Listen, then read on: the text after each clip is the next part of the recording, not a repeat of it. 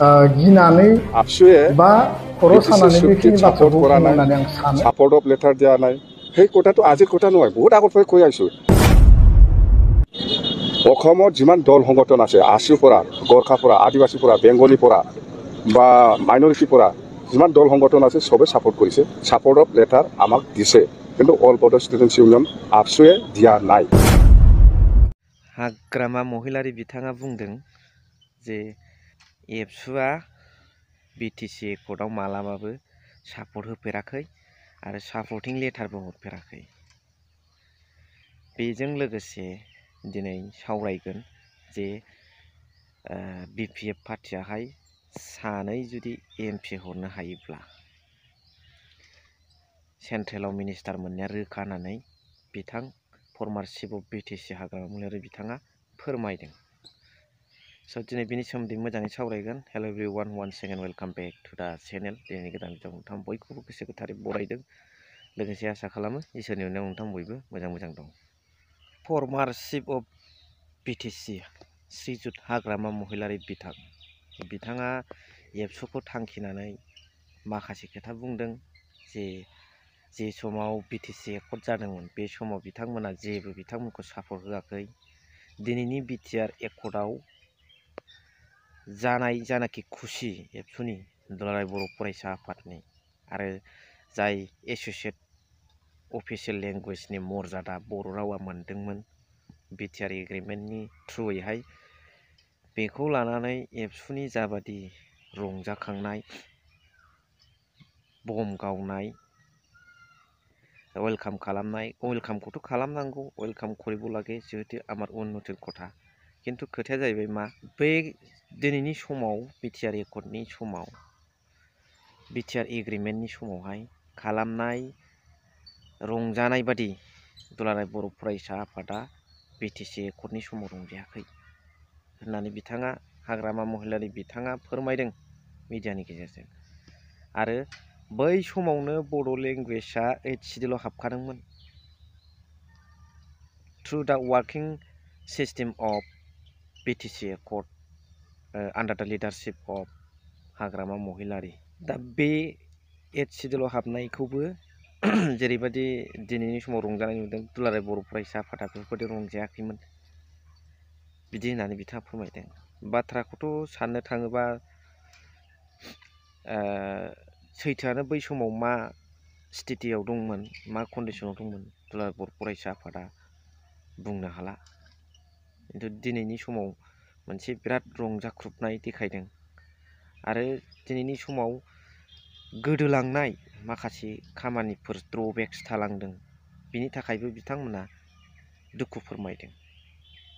खिन्थु बै समावबो जायफोरनाखि ड्रबेक्सखौथ' थाया होनना, बै समावबो थादों, बिथांमोना होनबोदों। दा बाथ्राया जाहैबाय मोननैजों कम्पेयार खालामनानै जाय बुस्थुखौ नायनांगौ दङ, सालिजारि खालामनांगौ दङ, बे रायजो राजाफोरनि आखायाव कमेन्ट्स हरबानो जाबाय। एबसुआथ' जाथियथा मोनसे संगठन, बियो रावनिबो मरेल सापर्टजों थांग्रा नङा आरो मरेल सापर्टखौ होबोदोंब्लाबो बबेबा मोनसे पार्टिनि आदर्श निति आइडिय'लजिजों थांग्रा आफाद नङा बियो। दिनै सोरबा सोरबाया मरेल सापर्टखौ होनायाव रंजानाय मोननो हागौ बा मरेल सापर्टखौ होनायाव जेबो अरजाया जानो हागौ।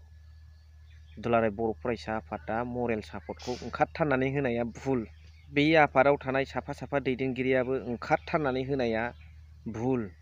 गेजेरनि जानानै थानानै इलेक्सन समावल' भट थुनायावल' थुबा बे आलादा खोथा, मरेल सापर्ट। दा बेखायनो नोंथांमोनाबो जाबादि मिडियायाव होननांगौ, जाबादि मावनांगौ, बेखौ नोजोर होनानै मावलांबाय थाबानो जाबाय। अब्लानो रायजो राजाफ्रा एबसुखौथ' नाङा होनना, नांगौ, हारिनि मोनसे सिनस्रि आफाद, बेकबन अर्गानाइजेसन। दा बेजों लोगोसे नैबे फर्मार चिफ अफ BTC हाग्रामा महिलारि बिथाङा लकसभायाव मोननैबो सिटआव हारसिङैनो गेलेनानै देरहानो होनो नाजादों आरो देरहायोबा सेन्ट्रेलाव सासे मिनिस्टारा रोखा होनदों। दा मिनिस्टार मोनोब्लाथ' आरो रासिन पावार, गभर्नमेन्ट गैयाबाबो पावारसिन जायो, माखासे खामानिफोरखौ मावनो हायो, माखासे पेकेजफोरखौ लाबोनानै रायजोफोरनो होफैनो हायो।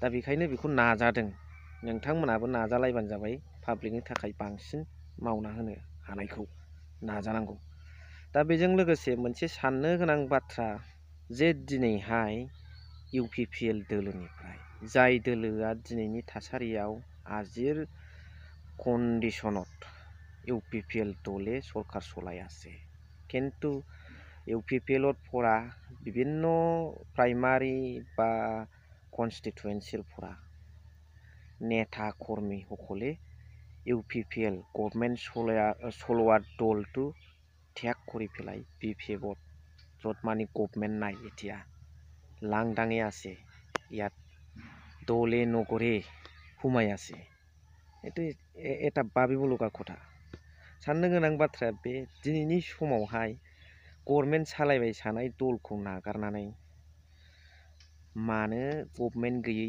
दलाव BPFआव UPPLनि गोबां नेता कनस्टिटुवेन्सिफोरनि ब्लकनि प्राइमारिनि नेताफ्रा मानो लोब लोब हाबफैदों दलै नगरै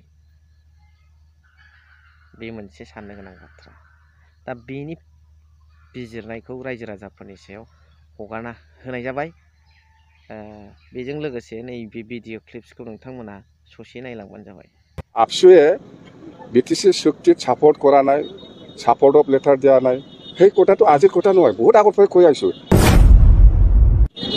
অসমত যিমান দল সংগঠন আছে আছুৰ পৰা গোৰ্খাৰ পৰা আদিবাসীৰ পৰা বেংগলীৰ পৰা বা মাইনৰিটিৰ পৰা যিমান দল সংগঠন আছে সবে সাপোর্ট কৰিছে সাপোর্ট অফ লেটার আমাক দিছে কিন্তু অল বডো ষ্টুডেণ্টছ ইউনিয়ন আপসুয়ে দিয়া নাই লোকসভা 2024 যিটো লোকসভাৰ নিৰ্বাচন হ'ব দৰং ওদালগুৰি লোকসভা আৰু কোকৰাঝাৰ লোকসভা ইয়াত আমি BPF হিচাপে অকলে খেলিব কাৰো লগত এলায়েন্স নহ'ব আৰু এইবাৰ আমি যদি দুইজন MP জিকাব পাৰে তেতিয়াহ'লে দিল্লীত একজন কেবিনেট মিনিষ্টাৰ পোৱাটো 100% কথা আৰু এইটো আমি চেষ্টা কৰি আছো স্যার বিজেপি সরকারে আপনার বিচারি আছে MP ইলেকশনের কারণে এই ক্ষেত্রে আপনি কি কয় নাই নাই এইটো মিডিয়াতহে কোনোবাই কৈছে কিন্তু এনেকুৱা আমাৰ দলৰ লগত ডাইৰেক্ট এনেকুৱা যোগাযোগ নাই হয়তো মিডিয়াত ময়ো কিবা কিবি ক'ব পাৰে সেইটো কিন্তু দলৰ লগত এনেকুৱা ডাইৰেক্ট যোগাযোগ কিবা হোৱা নাই এইটো ক'ব পাৰে কোৱা ডাঙৰ কথা নহয়